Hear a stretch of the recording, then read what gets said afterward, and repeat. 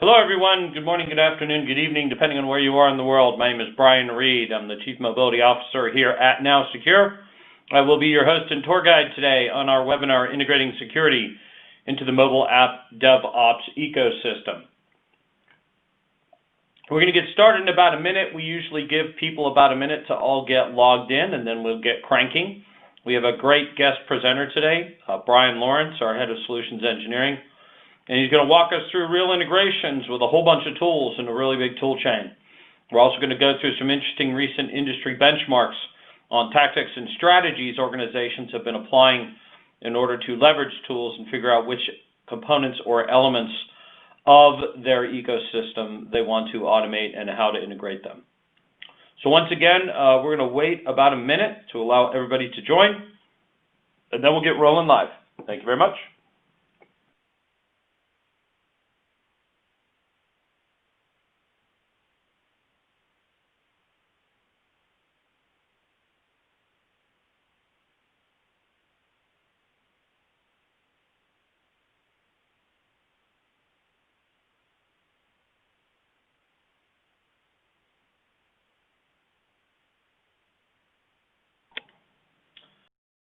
Hello, everyone. Welcome to our webinar. We're going to get started here on this month's NowSecure webinar titled Integrating Security into the Mobile App DevOps Ecosystem. We appreciate you joining us today. It will be a great session with our Head of Solutions Engineering, Brian Lawrence. First, I've got a few announcements here before we begin. So first, if you are a DevOps engineer, security engineer, or anything interested in DevSecOps, you're at this webinar clearly to learn more, and we can share more information with you on a regular basis. We encourage you to sign up for our bi-weekly DevSecOps newsletter, where you get the latest on DevSec and Ops tips and tricks that you can leverage into your organization. We make this feature-packed with lots of industry information. Second, today's session will include both a presentation and a question and answer session. So as I advance the slide, you can here ask a question at any time using your Ask a Question tab. Please do so. You can ask those questions or enter those questions as they occur to you. We will collect them all, and then we'll answer as many as we can at the end. Either way, we'll make sure you get a follow-up afterwards. Third, today's presentation will be recorded, and we'll be sending a follow-up email that will include a link to the recording and the slides. What's great about today's presentation also is the live demo, so of course the recording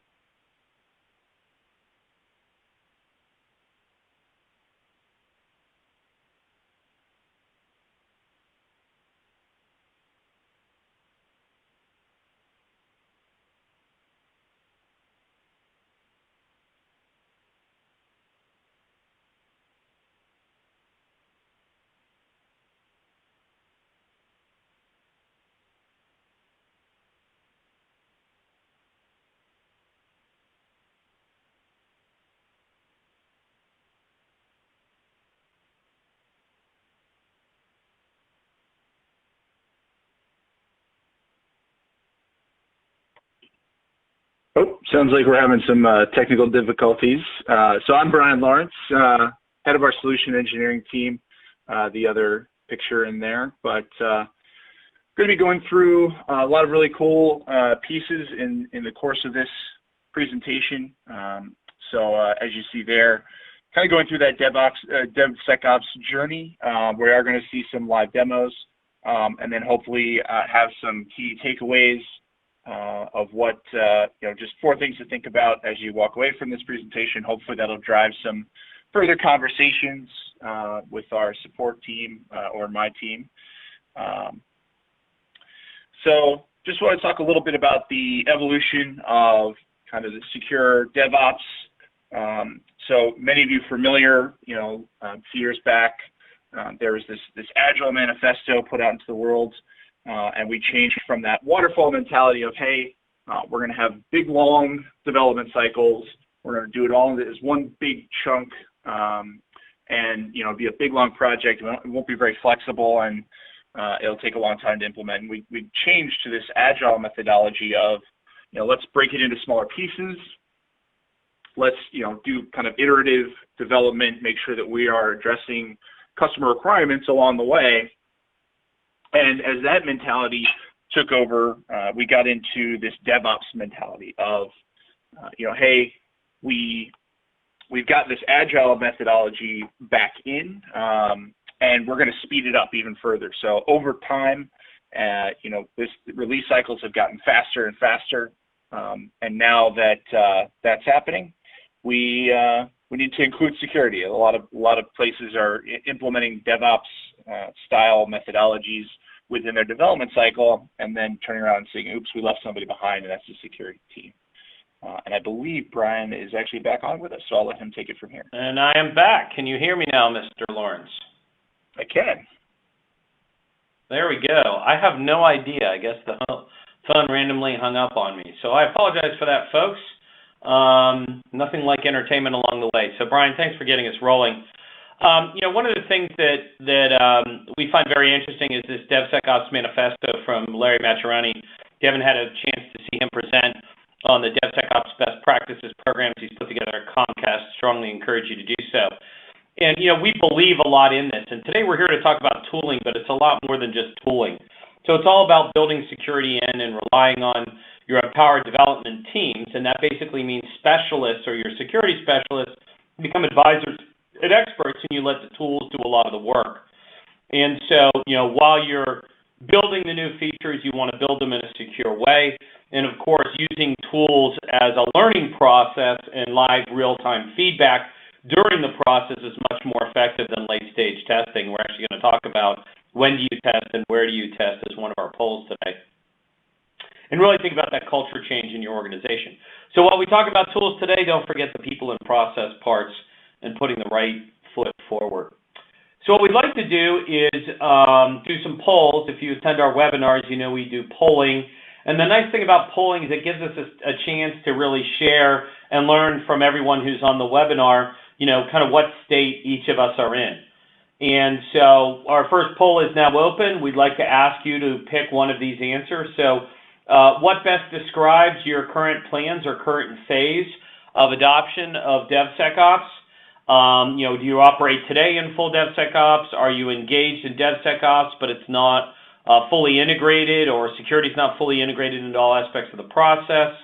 Are you currently running a project to really enroll or deploy DevSecOps and plan to scale it out from the project level to the broader organization? Are you more in the planning, or are you just along for the ride and have no real plans for DevSecOps? So we have a large population of attendees. We'd love to have you send us pick a poll here. Again, the polling should be popped up on your screen. And please take a look at the poll and see if there's one of these classes or stages that you are in your particular organization that you think represents your organization. You can select one out of the many. My guess is we kind of have an interesting distribution, as we often get in polls, because we find people are in various different stages in their adoption. And wherever you are, that's great. We're here to help. There are the leading edge organizations who are already there. There are many others that are still kind of working their way through the process.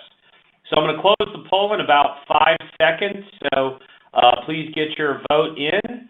And in 3 seconds, I'm going to close it. And now let's see what we got. All right, so we got about 40% are currently in the planning or a single project and planning to scale in the next 12 months, which is great. And then others that are in the planning stages and that would love to meet the folks who are already in full DevSecOps mode. Congratulations to you. I hope your hair is not as gray as mine, and I hope things are great in your organization. We offer you some interesting information today. So as we move forward, so today we're kind of talking about tool chain integration here. And so from here, there are so many tools that are possible to use. And in fact, I found this insane eye chart of DevSecOps tools a few months ago.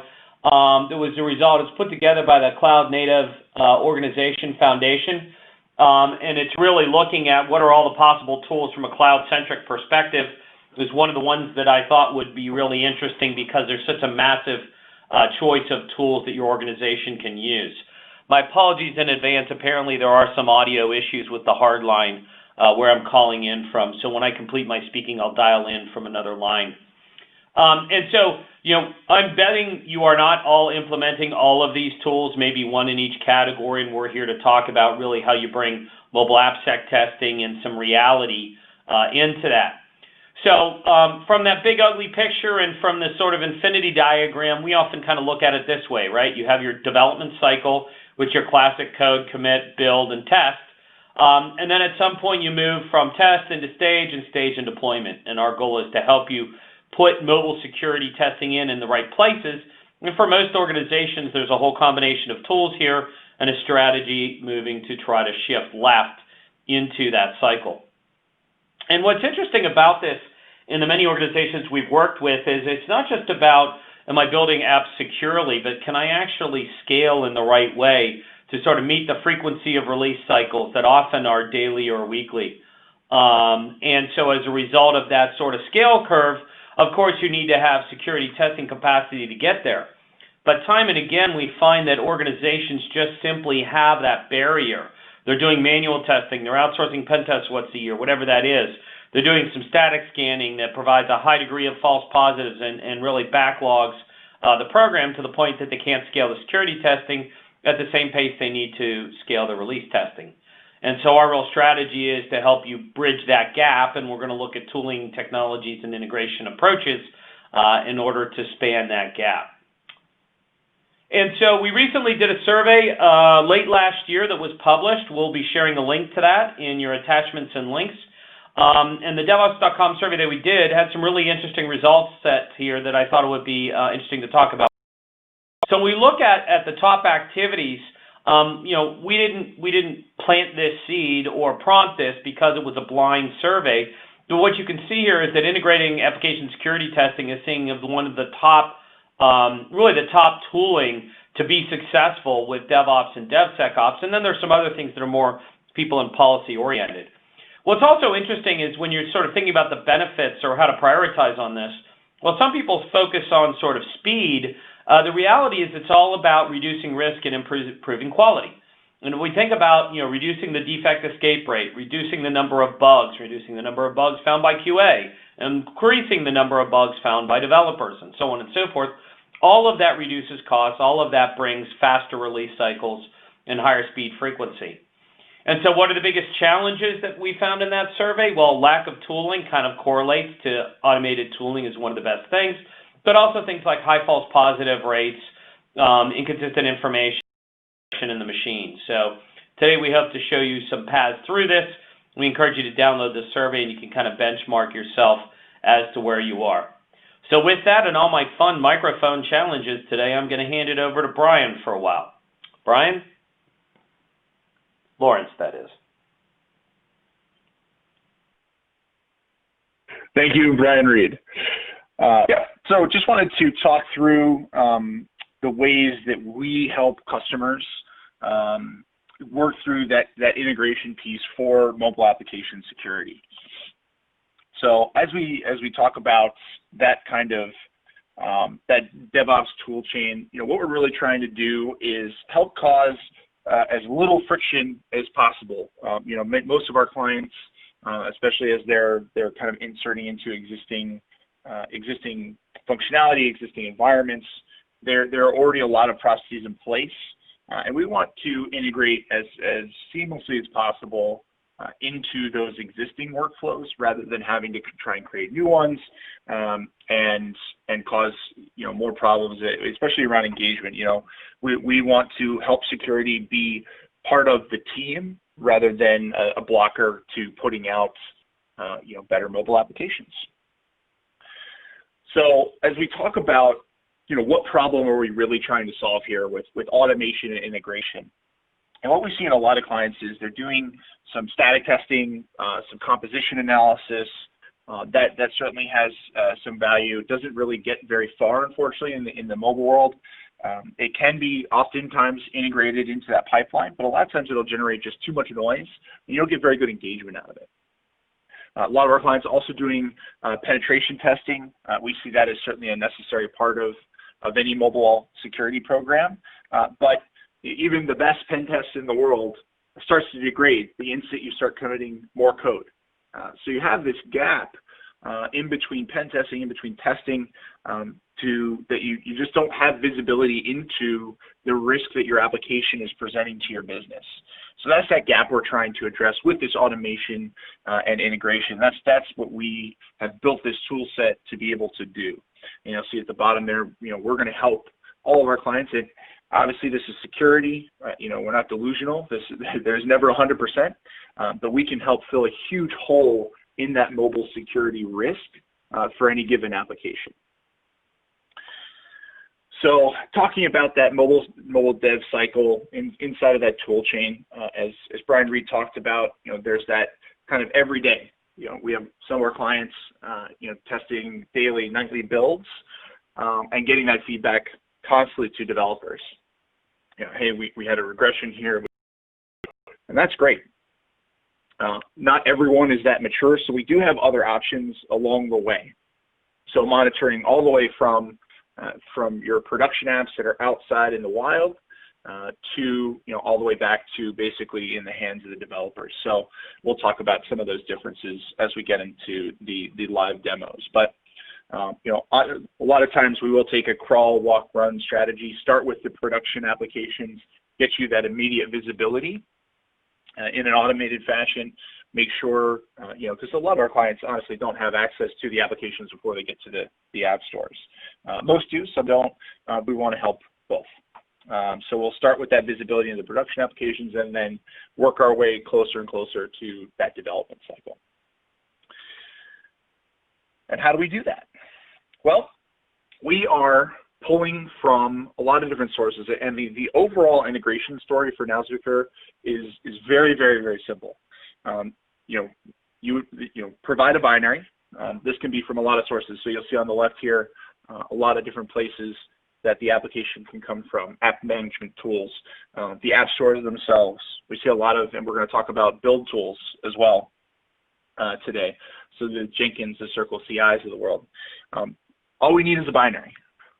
So we can get that binary from a lot of different sources. Once we receive that binary, it goes into our platform. And just as a reminder to anyone, and if anyone isn't familiar, when it comes into the platform, it is being installed to a physical device.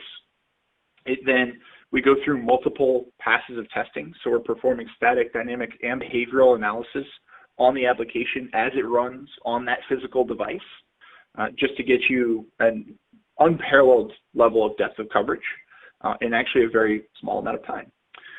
So once it's been processed, there's a huge amount of raw data that's generated from that just because of the deep binary hooks that we have into the application as it's running. We run that through our findings engine. We are going to scrub that clean and present vulnerabilities with an incredibly low false positive rate. And with context that helps, again, just provide developers and external stakeholders with both confidence in the finding and context to be able to remediate it. So once we have all that information compiled and basically analyzed, then we can feed it pretty much anywhere it wants to go. So this platform has a fully built out API, lots of functionality within there to be able to disseminate this information in a lot of different ways. So we see, and we're going to talk about vulnerability management tools like CodeDX and Brinca. We'll talk a little bit about issue trackers. So a lot of our development teams are using things like Jira to track bugs and stories to be able to enable developers to remediate things very quickly. We can even then feed that data potentially into MDM solutions, things like AirWatch, Mobile Iron, Intune, and potentially feed that information even on third-party applications into that MDM solution to potentially take action on that as well. So I'll talk first about Jenkins, and in order to do that, I am actually going to hop over into Jenkins. So I have here, and we're going to come back to this in a minute, just a sample job, and there's probably some of you laughing at me right now to have a pipeline with only one step. Yours are probably much more complex.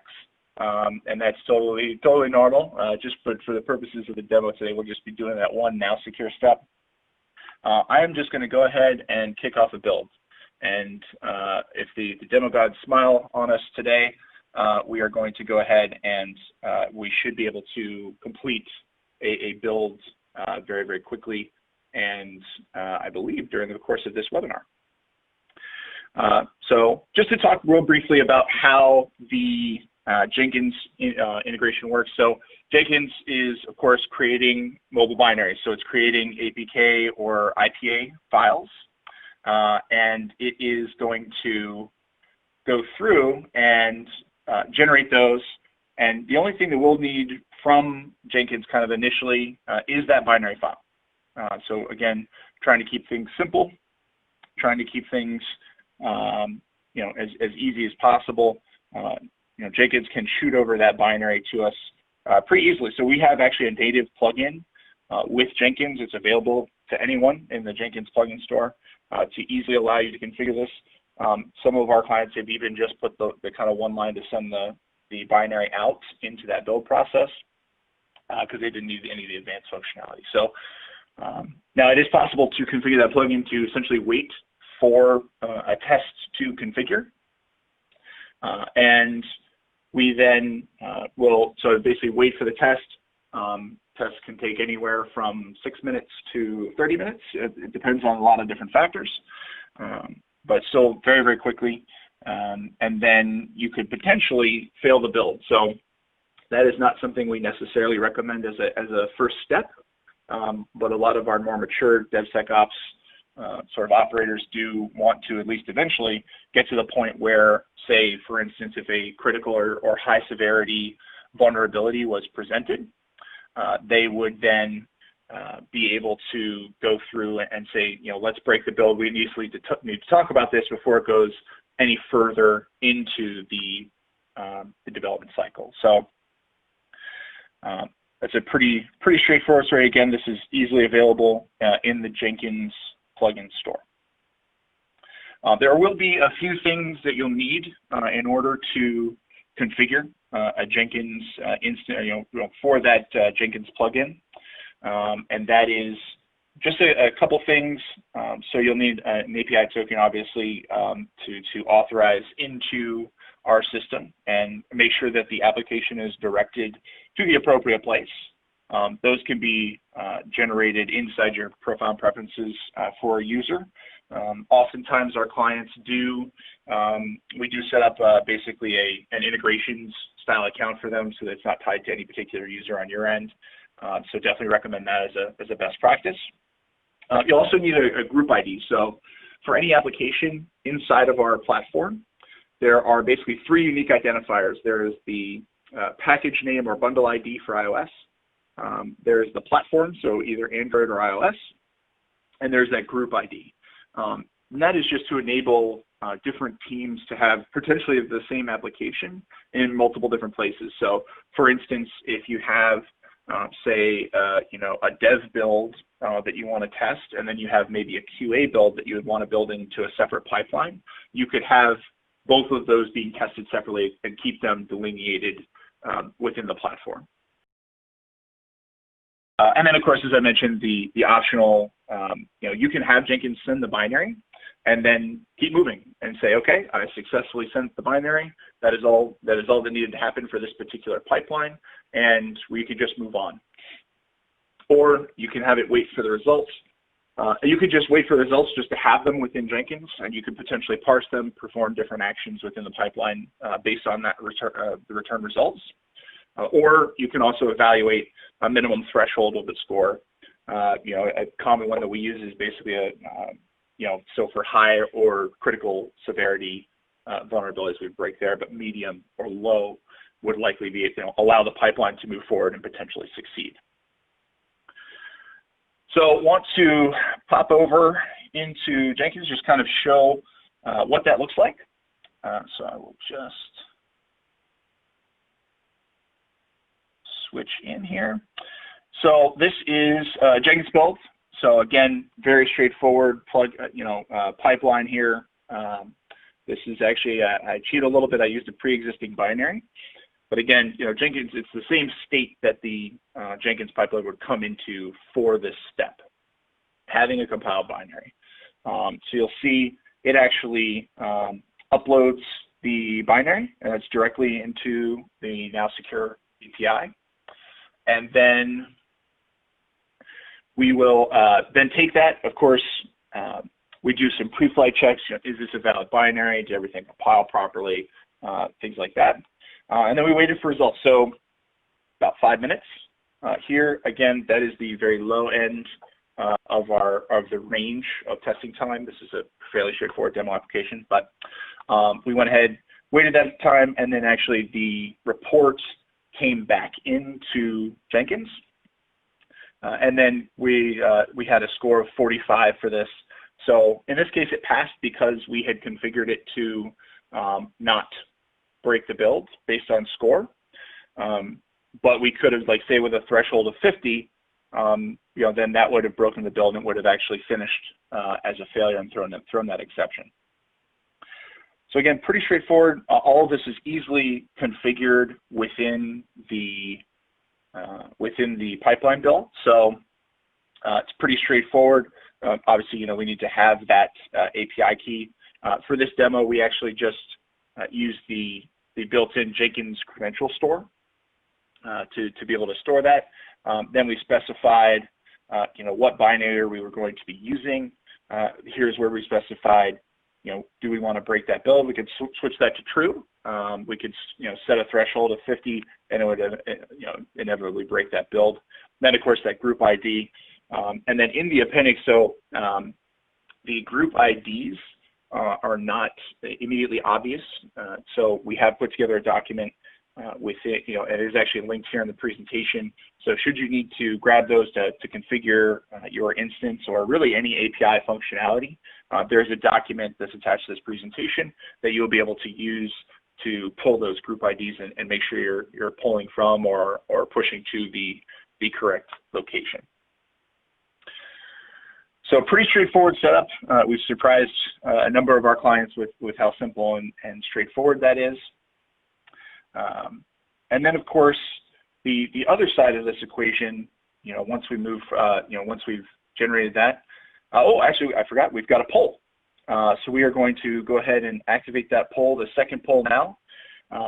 So we're hoping to get just a little bit of feedback on how you would route the results of a finding. So basically, you know, once we have generated that assessment, you know, how do you see that workflow happening within your organization? So does the security team take a look at those results first, potentially add any context or scrub any findings that are maybe mitigated somewhere else or that the risk has already been accepted for?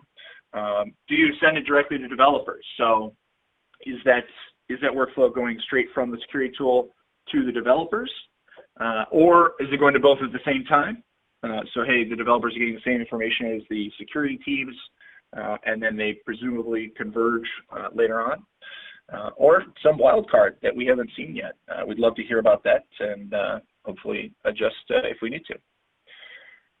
So we'll keep that poll open for another 10 seconds or so. And hope to get your feedback to, again, just it helps us adjust in general.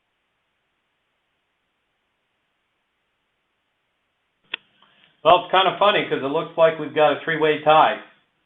Oh, one snuck in at the end. So routing directly wins at 50% and even split on the other two.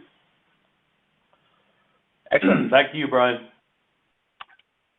Thank you. That's good. That's good to hear that there's a variety, and you know, we've seen this work for just about anybody. It just depends on the environment, the pre-existing conditions and culture that exists. So hopefully we've been able to help everyone with all of those.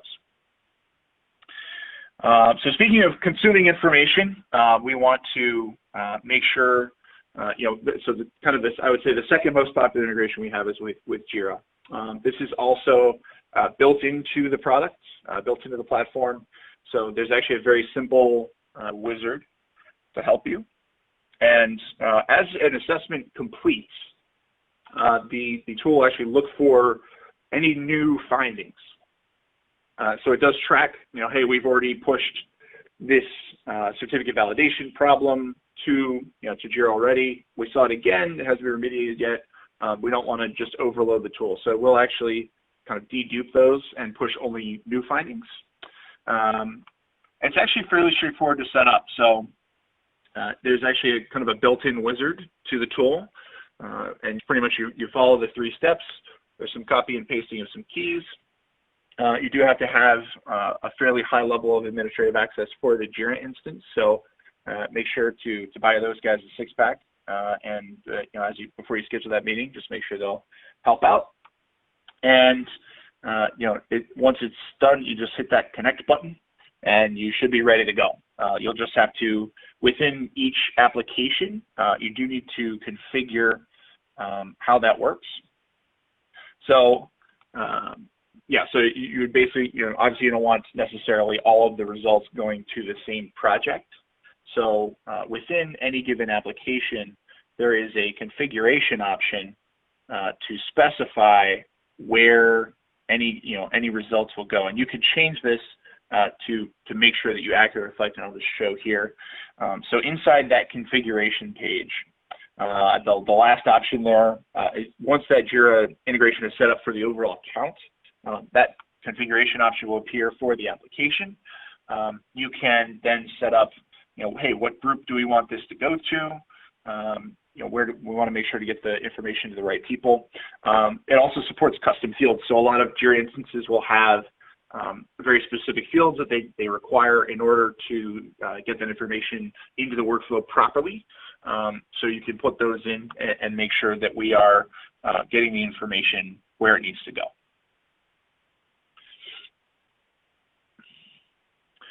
So once those assessments complete, once the information is generated, we then will populate that information into Jira as an open issue. So you can see, ideally, again, just trying to go into those existing workflows. So those issues would be dropped in.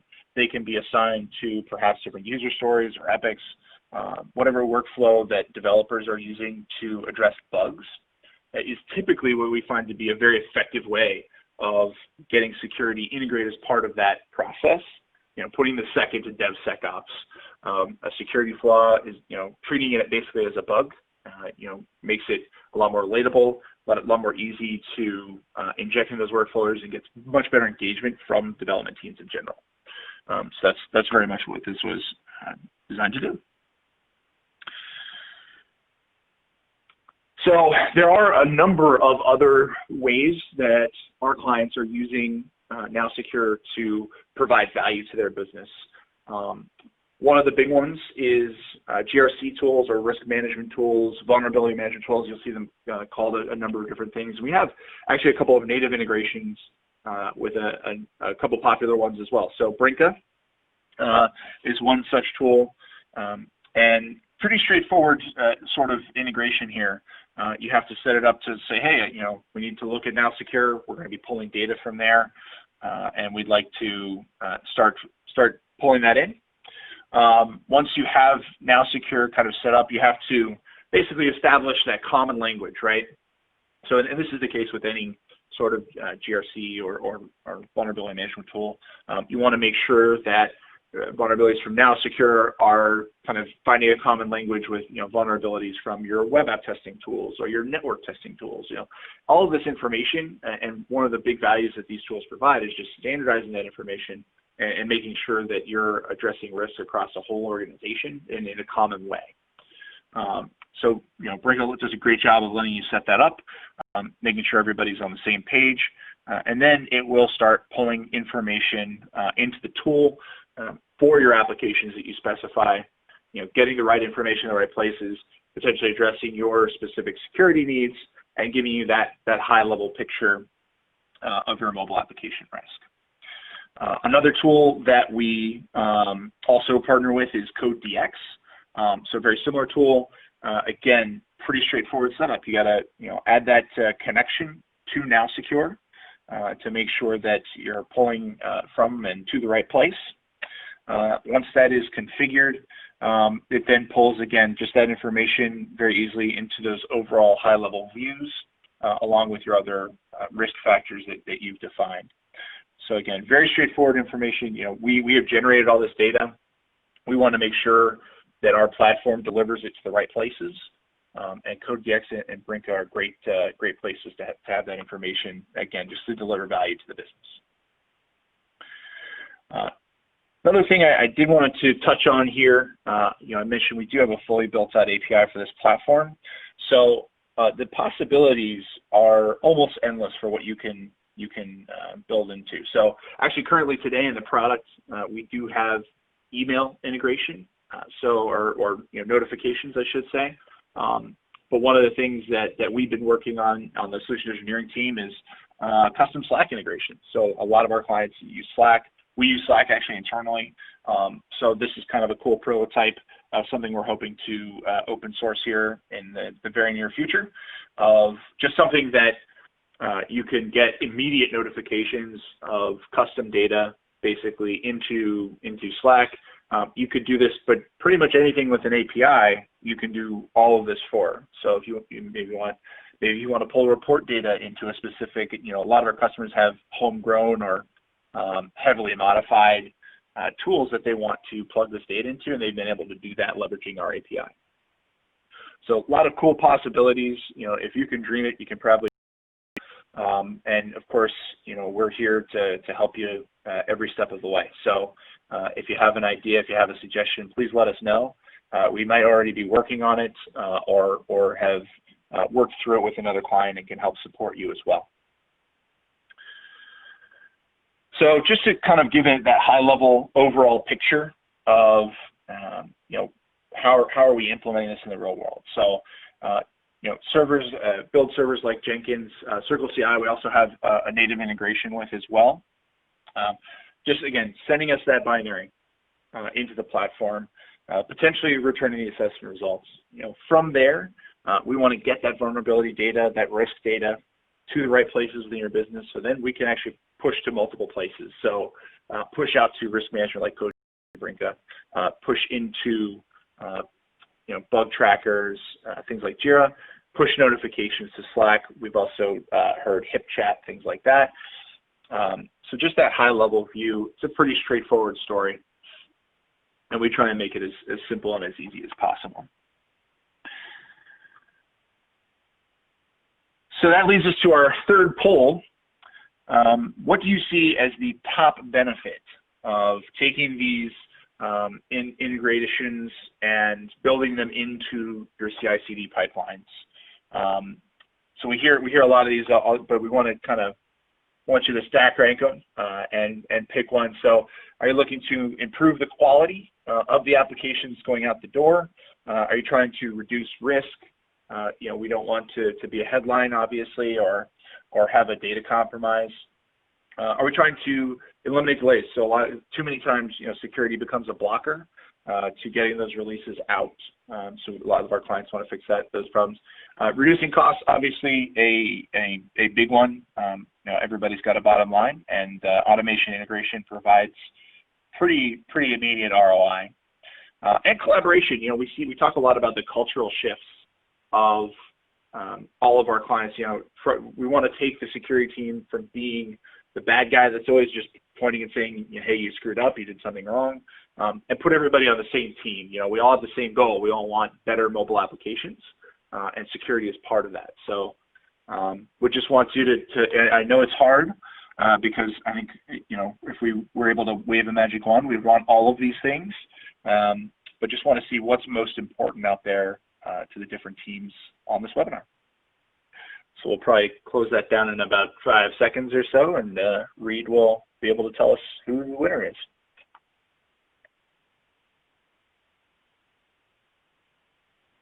All right, so looks like 2/3 on the reduced risk, 1/3 on eliminating delays. Both of those are very important to the cycle, of course. Overall, from an engineering perspective, we're improving quality. Clearly, by bringing security in, it will take down the risk and the last-minute delays. You may recall we asked this same question in the DevOps.com survey we talked about earlier in this call. Number 1 was improves quality. Number 2 is reduced risk. And number 3 was reduce delay. So we're somewhat correlated here as well. So with that, we'll go back to the list, close the poll, and I think you've got your takeaways. Back to you, Brian. Thank you. Yeah, just wanted to wrap up with just kind of 4 things to think about, 4 key takeaways, hopefully that we have helped to clarify today. First is automation integration. They're a necessary piece, and we talk to so many of our clients and our prospects that we're talking to, just to say that they can't keep up. They can't deliver on their business goals without automation integration. And if you're not feeling that stress now, I think most companies are heading that direction, to be sure. So that is the direction we're going, and NowSecure is here to support that. The second piece, and I actually, this is a funny bit, I actually gave a talk on this at AppSec USA, I think 2017, and the reaction was mostly disbelief. That we were able to do any level of this, and obviously we've matured considerably since then. The product has changed and grown since then, and enables even more than it did at the time. But this automated mobile security testing is here, and there are a lot of really great reasons to use it. And again, we're here to help you through that. Third piece is just make sure that the data generated by these tools is getting to the right people and getting the right information to the right people. So we talked a lot about how we're there to deliver the information, and you want to make sure that the quality is there. Again, if you're sending 100 results and only 3 of them are actually relevant, you're going to lose engagement pretty quickly. It's just a lot of noise. So you got to make sure that not only can the tool deliver the data to the right places and the right people, but that it's quality data and that it's actually accomplishing your goals of making that more quality app, which is what we're all focused on. And that's the 4th piece, and Rita's talked about this a little more, but automation integration is nearly immediate ROI. You're taking kind of people out of the loop. You're reducing stress and pressure on your security teams who are probably already overextended already. So we find that it's an immediate change when we implement these things. Even that first step of just getting some automation in there and then moving into the integration pieces it'll help your security teams with their limited resources, but it also generates engagement with other teams and has a lot of intangible benefits as well. So those are kind of the 4 things we wanted to focus on, and thank you, everyone. So Brian Lawrence signing off, and I'll turn it over to Brian Reed. There you go, Brian. Thank you for the guide today. So just want a few wrap-ups. So we're going to do some Q&A here in just a second. Reminder to use the questions tab on the lower left below the presentation screen. As you saw today, Brian showed you the integration of NowSecure into a wide variety of tools, whether it's app stores like Google Play and iTunes for testing production apps, or released apps all the way back up through the dev tool chain and pushing as far left as you can with automated testing as well. One of the things I wanted to bring across is that NowSecure provides software and services, but also underneath the hood, it's not just about an automated test that might give you a substandard or a small number of findings, nor is it an automated test that would give you thousands of false positives that take a human 2 weeks to run through. Instead, what we're actually doing under the hood, as Brian said, is performing a static test on the binary, static reversing, then doing a dynamic test, which is that load it and run it on a device, and then finally behavioral testing, which is really attacker testing. And I was reading a blog post this morning from another security vendor who said, well, of course you can't do DAST because it requires manual people and experts to do attacker testing. Well, that's the physics we've broken. That's what we've done, is we've invented an automation tool and spent 5 years doing it that has that ability to automatically attack your app, yet do that in 15 minutes in your tool chain. So that gives us that static dynamic behavioral combined to bring together the right level of coverage for code functionality, deep coverage for data at rest, and deep coverage for data in motion. And yes, it runs in about 15 minutes or less, which makes it suitable for the DevOps lifecycle. So when we really sort of think about where we started here, right, the people aren't moving to DevOps to move slower, they're moving to DevOps to move faster. And security has lagged, and that's why we're now looking at DevSecOps or securing DevOps or whatever language you want to use. That's all about sort of scaling that curve because mobile releases are happening on more frequency, more mobile apps are coming out. You have some organizations that had, 3 or 4 apps a few years ago and are on the path to 100 or more. You have a few organizations that are in the hundreds, plural, of applications. And so figuring out how to deal with that and get the scale, you've got to find a way to make automation and tools integration to get there. And what we're really focused on is bringing you that predictable coverage at a predictable and flatline cost and risk curve, which allows you to get to that scale and drive through the quality and reduce the risk, as everyone here said they were worried about the risk curve. So we'd always like to share other places to meet with us or learn. So we have our big annual user group and customer event, NowSecure Connect 19, coming up in a couple weeks. It's here in Washington, D.C., where I'm sitting. It really is the premier DevOps and open source event. So it's actually 3 tracks, 2 days, civilian, federal, and open source tracks. Lots of product training. There's over 30 speakers from around the world coming in. Some really great organizations. So you have, the Allstates and the Capital Ones and Verizons of the world. You have some really great tools creators, Libby Mobile Device and Capstone, along with Frida and Radari, who were created by some of our researchers. So we recommend you have a look at it. You can use this bit.ly to get there. There's also some links in your setup panel as well, and we encourage all to participate. Just have a look at what's going on. It really is really amazing. We've got a few hundred people going to be here. We still have a few slots left. Registration is going to close in the next day or two, so get yourself signed up at that link. So beyond NowSecure Connect, coming up in June. We also have our monthly webinar. We're going to do debunking top 5 myths around mobile AppSec. We'll have Alan Snyder, our CEO, with me. Alan has been doing a customer tour in this last quarter, and he's got a lot of interesting feedback from the field to bring to the table. We will be at Black Hat, as we are every year. If you're big on Black Hat, please connect with us. We have a meeting suite, we have events, we're doing training. So there's a sold out 3 to 4 day training program on OSS tools and reversing. But let us know if you're interested in that training because we're looking at offering it at other times. So please let us know if you're interested in more technical training, and we'll be there obviously on the trade show floor. Coming up this fall is R2Con. Frida and Radari and R2 are all part of our toolchain family. And for those who are hardcore in the open source side, R2Con is in the fall. We encourage you to participate there as well.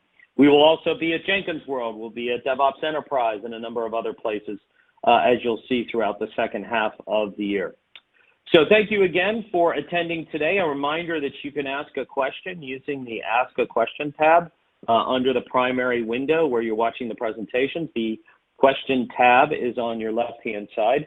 And Brian and I are going to shift into answering a few of those questions. One of them was commenting on the audio. My apologies on the audio. I do not know what's going on. There's something weird in our office building. All of us are in different places, and I'm now on a headset, which I hope you can hear well. So next question, I may have partially answered that. It was asked earlier on, but I'll ask it again. So do you replace SAST, or can you also work with my SAST tool? So Mr. Lawrence, would you like to take that one? Yeah, so we talked a little bit about that earlier, just in terms, SAST, and we kind of lean towards composition, software composition analysis, SCA, as maybe a better strategy that combines with dynamic. But certainly it is a piece that a lot of our clients will still use, and there really isn't a lot of conflict there, just because those are typically looking at the code level, and we're looking very much at the binary level.